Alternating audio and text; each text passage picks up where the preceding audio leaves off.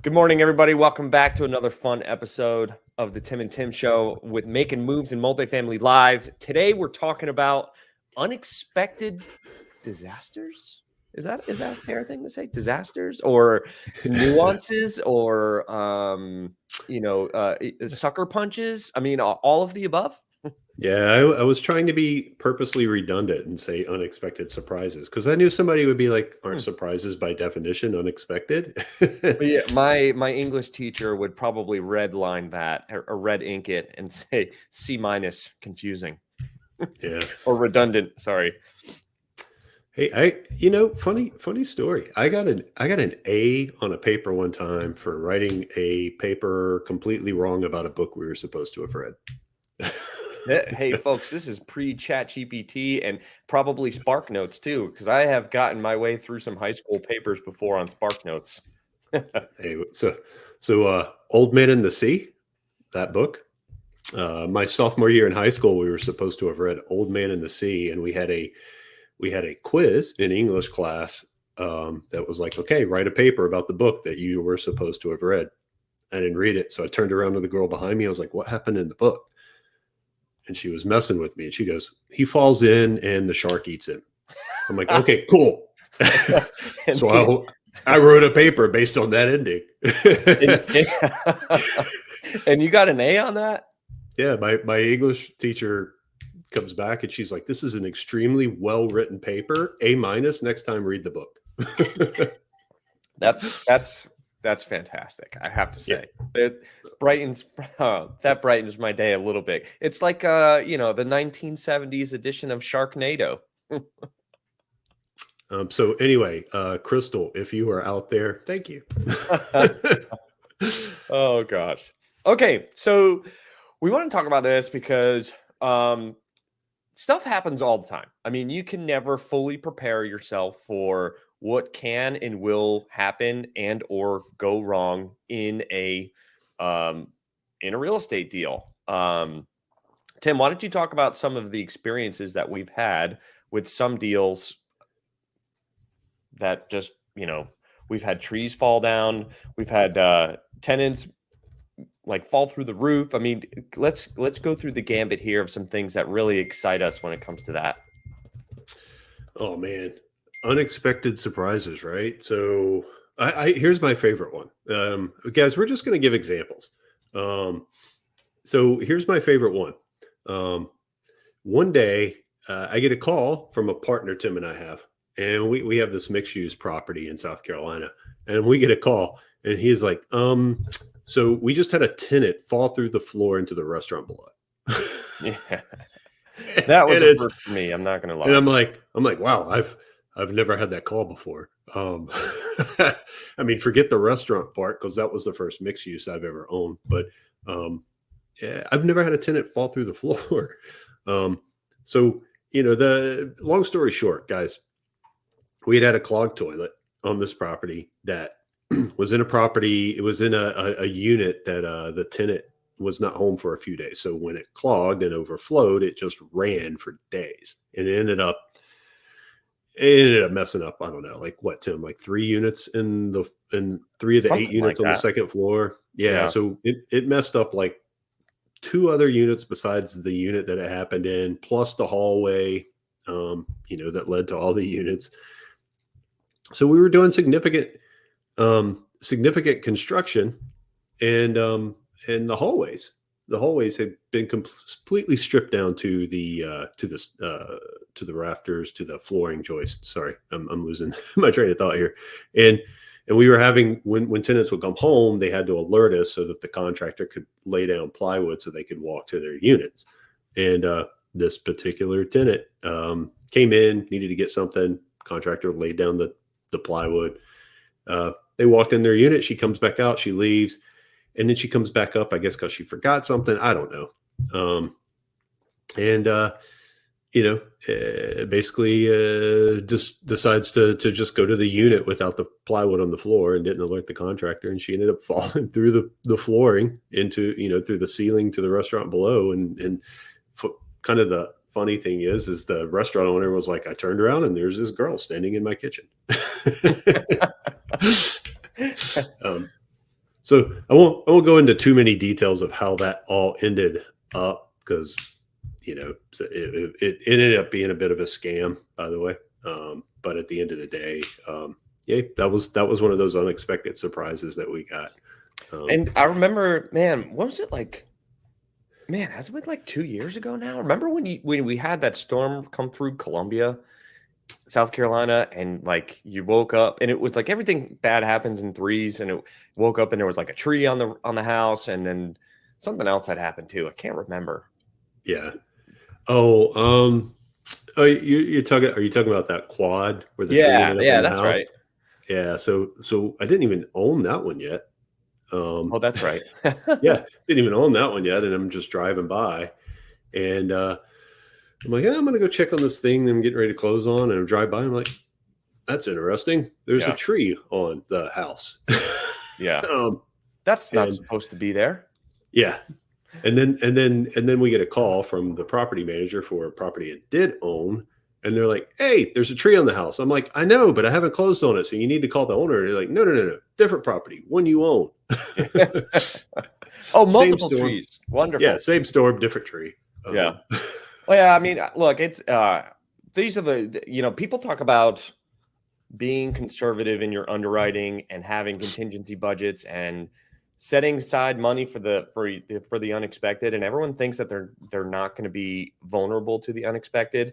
It happens to everybody, and the scale of the scale or the severity of the damage or of the work that needs to be done, there's literally there's no telling. There's absolutely no telling in what could happen at any given moment because there's just too many variables to consider. I mean, a lot of these deals that we buy, value add deals, they need work, and then that's ultimately why we buy them at a good price. We put in our rehab money, and then now we have an asset that's worth hopefully considerably more because we've done the work necessary to mitigate a lot of risk and mitigate a lot of potential faults that could happen at the property.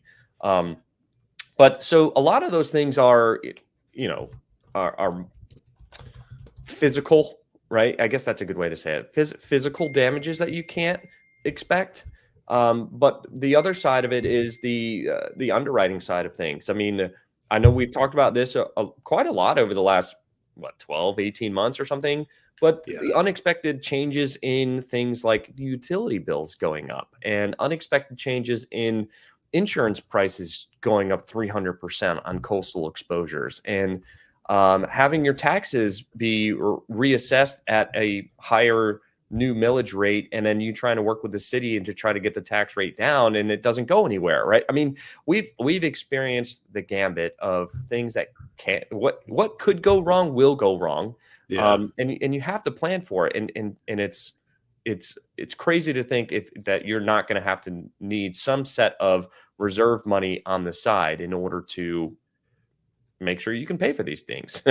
Yeah, for sure. And one other place, like because what I always hear from people is, "Oh, but you got to plan for it. You got to plan for it. You got to plan for it." And I'm like, "Hey, man, even to use another word, like even the best laid plans, right?" Because a guy we know, and who I have a lot of respect for out of the Greenville area, Ars Sandella had a really good post yesterday. I thought. I didn't see it. Huh. Yeah, so if you get a chance, go look it up. I thought he had a really good post. You'll appreciate it, especially from the underwriting and operations standpoint. But basically, what Arn was saying, and this isn't so much from the tenants falling through floors or trees falling on roofs or anything like that. What Arn was talking about was they have, I think it was a build to rent community. Arn, please forgive me if I'm butchering this. Um, um, Hey, uh, Dennis, how'd you get in here? I think I copied a link that I shouldn't have copied. What's up, Dennis? Hey, Hey, Dennis. Dennis, you want to be on? Oh, Uh-oh. we're having a whole party here today. Dude, I completely unexpected surprises. Here we go. Whoa. Hey, we got Dennis and Marco now. We got the whole gang. Hey, anybody want to be on? Oh man. um, Too funny. I think you posted the link to join the show I instead of to did. I watch it. did. We could just have a group chat. Oh geez. Raise your hand if you want to be on. Or you could just sit and listen. That's cool too. But good to see you, Dennis. So guys, what I was what I was saying is, um, what oh geez, I'm completely thrown I'm off here. completely lost. What were we talking about now? The sky this is this purple. this show's a mess. Oh, I know. So what Delete, were we? redo. Yeah, what? Oh, Arn. So Oh, Arn his had, new build construction stuff. Yeah. yeah. So Arn, forgive me if I'm not remembering the details. I did read the post though.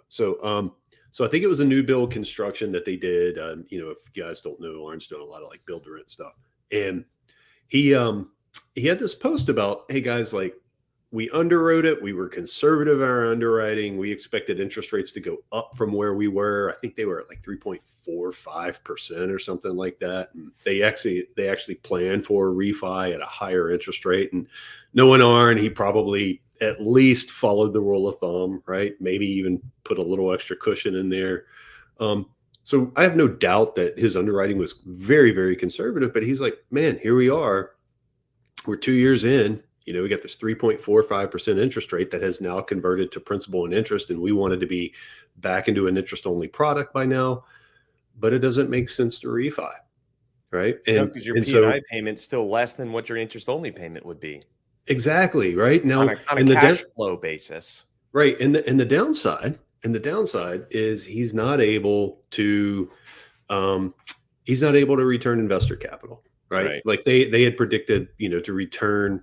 And I like the way he phrased this. Actually, we had said that it might be a possibility that we would return some investor capital in year two. Mhm. And I think that's what people miss sometimes is like possibility, right? They see it as an underwriting and they think it's guaranteed, right? Or So definitive, yeah.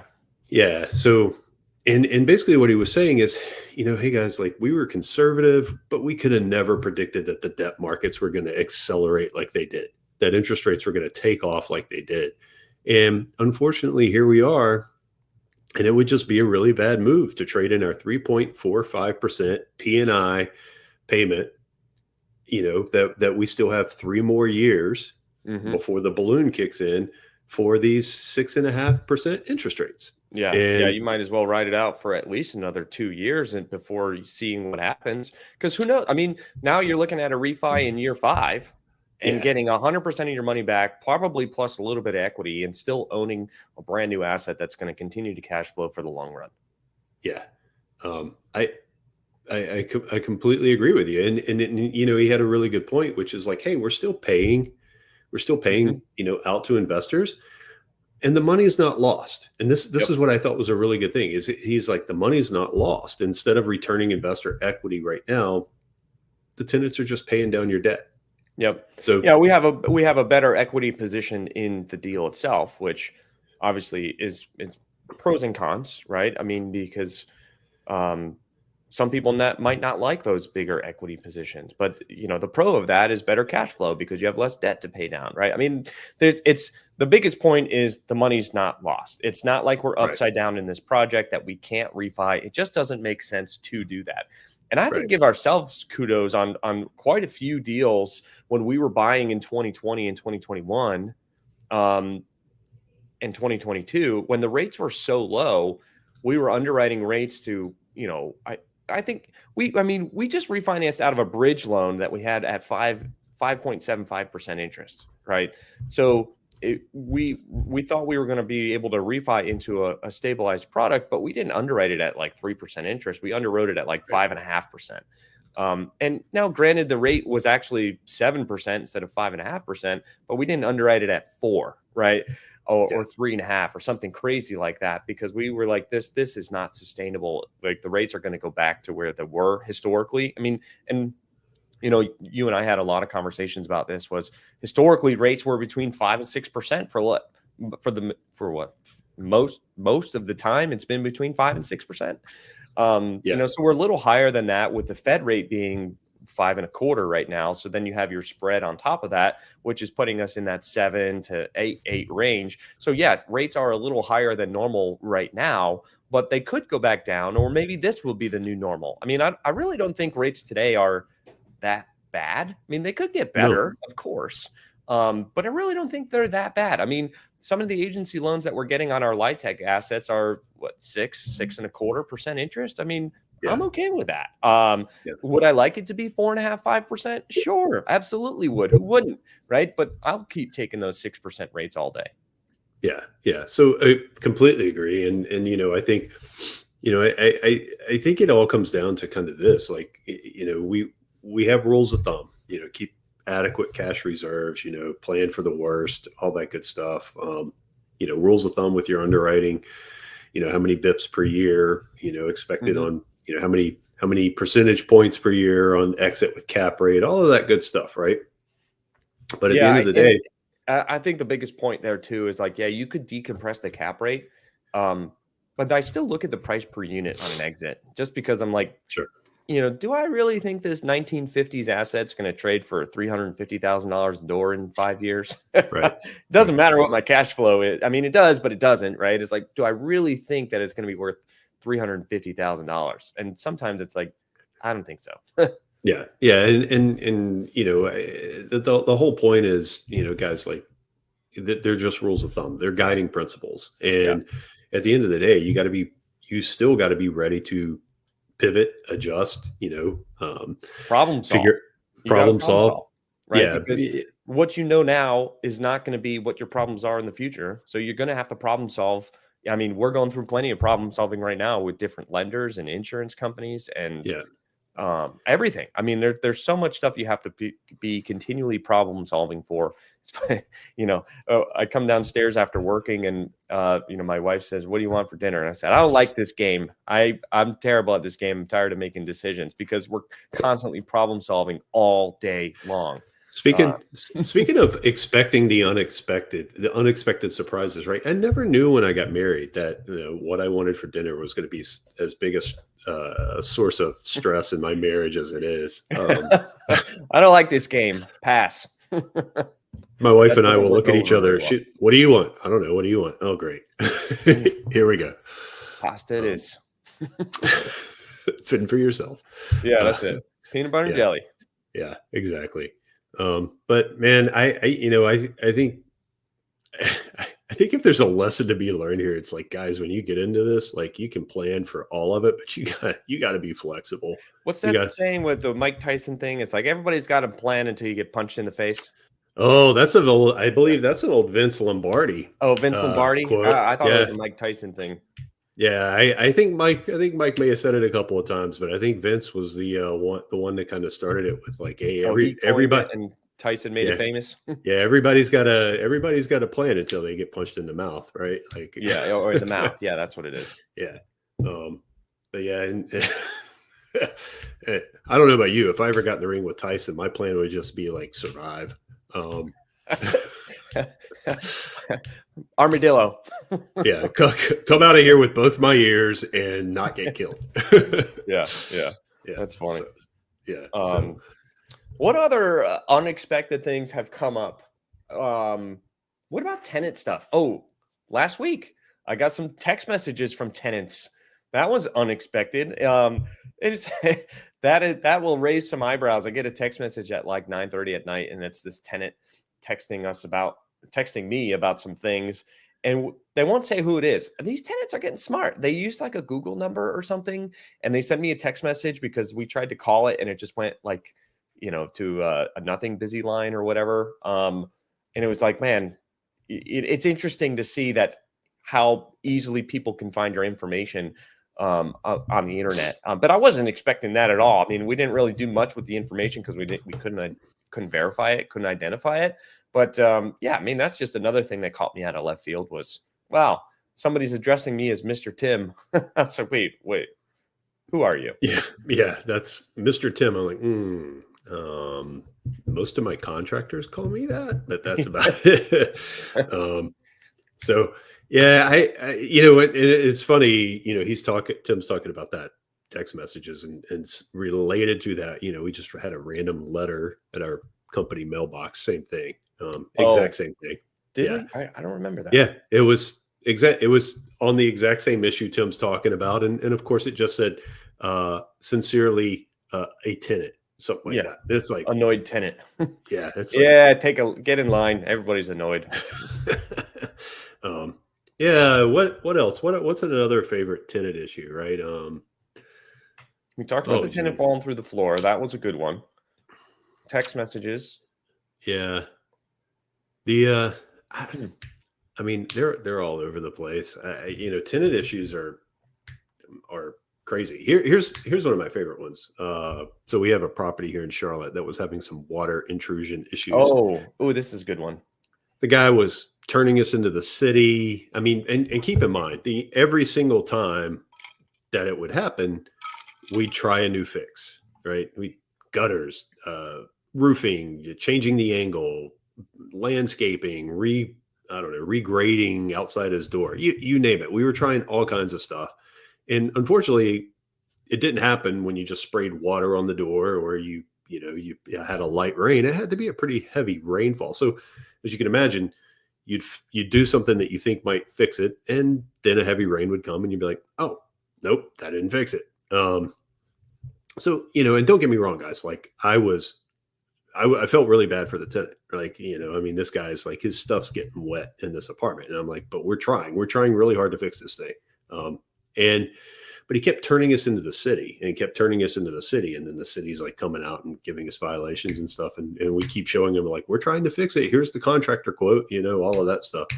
So the city's working with us. So eventually we get to a point where like, he's like, my couch is ruined. I'm so mad. And we're like, hey, we're sending a guy out. We're going to try something else. This is like the most extensive plan yet. Right.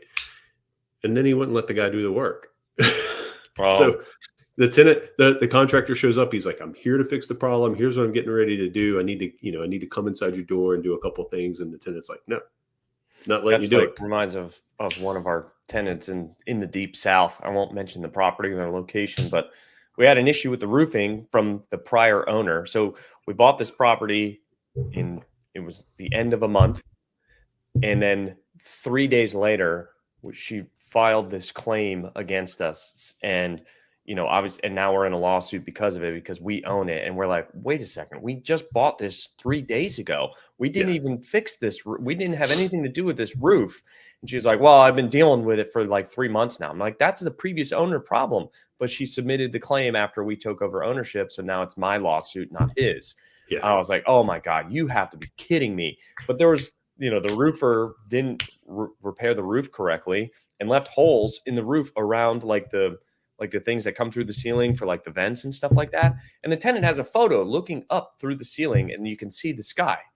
And apparently the old management company that was working it, they tried to send a contractor there and she wouldn't let him in to the building. And nobody believed us that she was being combative until very recently. She went to her attorney's office to continue this negotiation of the settlement we're trying to do with her on the insurance side of things. And she gets into a fight with her attorney, and the attorney calls the police on her. And we're like, guys, how much more evidence do you need that what we're dealing with is somebody that is out to get us? And we inherited this problem, and we've done what we could. We even replaced the entire roof to fix it, and it's still our fault and our problem. So, yeah, tenant Yeah. And problems are the best. Get into yeah. real estate; it's fun. Yeah, you got to love that one, right? And oh yeah, by the way, the guy who contacted the city on us, like, and then would let us in to do the work. Guess what happened next time it rained and his apartment flooded? He called the city. Um, we sent the guy out to do the work. He refused any kind of fix, and then when his apartment flooded again, he called the city. It's like, oh I don't know. What do you do there, Tim? You just can't please everybody. That's for sure. unfortunately, what we had to do on that one was got the city involved.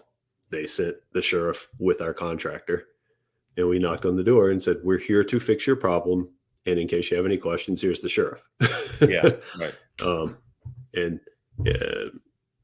kind of sucks that you got to get the cops involved to help you fix somebody's issue, Yeah. that they're complaining about. Yeah. So anyway, those are things I never would have expected. When I was getting into this whole thing, if you would have asked me if that was a scenario, I'd have been like, that makes no sense at all. Like, it's not, a reasonable person would not do that. Yeah, that whole statement goes out the window. You can't apply reasonableness to every situation you come across. So be prepared for that. Yeah, but you know what? We all have it, right? You I, know, what's it? Everyone's quirks make people interesting and makes the world go round. Because if everyone was the same, it'd be pretty boring. We'd have nothing to yeah. talk about for today's show. Hey, in full transparency, just a few weeks ago, I got worked up about something and was like, "I'm gonna go do this," and Vitali's like, "Dude, that doesn't even make sense." Like, I know. Yeah, you were just on a rampage, and I was like, let me poke this button right here. yeah, he's like, "You're really gonna do that? That doesn't even make sense." Like, Ugh, I'm just right. I want to be right. in this case, I was gonna pay a lot to just be right. Yep. um, so anyway, guys, Dennis, really good to see you. He's waving at us, folks. Yep. So sorry about the technical difficulties today. We had an unexpected surprise this morning, and we were a little late in scheduling things, so we didn't have a chance to fix the technical difficulties before the show today. So next time we'll try to be a little more on top of it. But Yeah. Tim, any last minute? Nope. That's it. That's all I got for today. So, all right. All right, folks. Appreciate it. Thanks for joining. See you next time. See you Peace. next week.